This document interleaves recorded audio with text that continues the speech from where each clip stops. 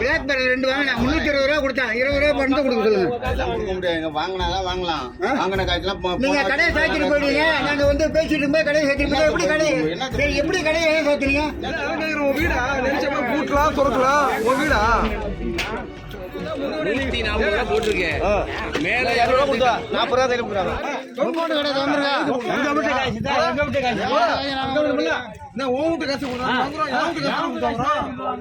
கடை அப்படி எல்லாம் வந்து எல்லாம் கடை அடிச்சு ஓடுங்க.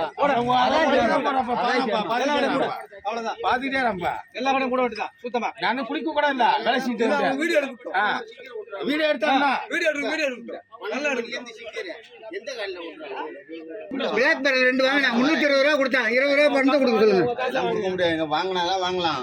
வாங்கின காய்ச்சலாம் நீங்க கடையை சாத்திட்டு போயிட்டீங்க, நாங்க வந்து பேசிட்டு போய் கடையை சாத்திட்டு போய் எப்படி கடை எப்படி கடையை சாத்துறீங்க? எதுக்கு கடை சாத்துறீங்க? எதுக்கு இப்ப கடை சாத்துறீங்க? நோடு இல்லையா உங்கள்கிட்ட? நோடு இல்லையா உங்கள்கிட்ட? ஏடி போட்டா நாங்க பேசலாம். இப்ப கடையை போட்டுருங்க, எதுக்காக போட்டுருங்க? போட்டுருங்க, பதில் சொல்லுங்க. ஏன்னா உன் வீடா இது?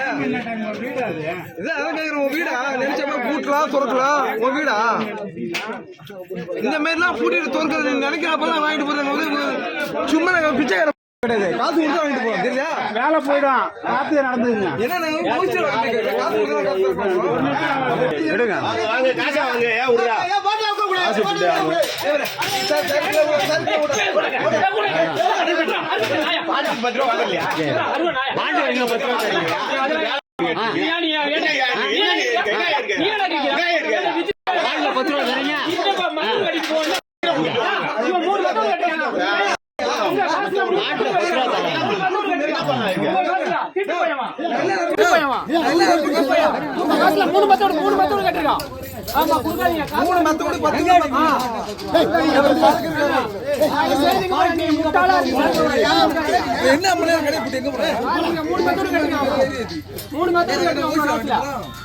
நல்லா புரிஞ்சுங்க. இதை கிழிக்கிறாங்க பாத்தீங்க, நல்லா பாத்தீங்க.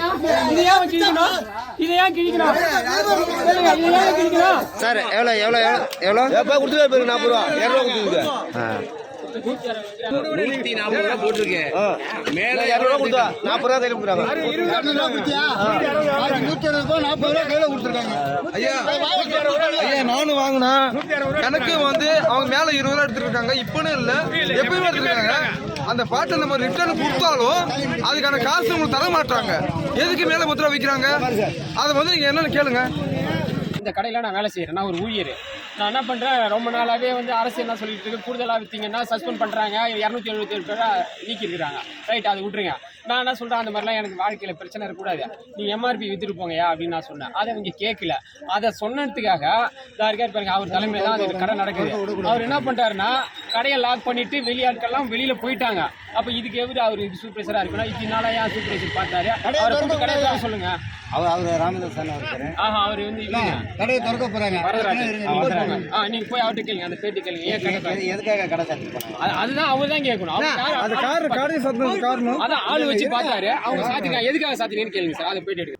பிளே ஸ்டோர் மற்றும் ஆப் ஸ்டோரில் இருந்து பாலிமர் செயலியை QR கோடு மூலம் பதிவிறக்கம் செய்யுங்கள். செய்திகளை உடனுக்குடன் பெறுங்கள்.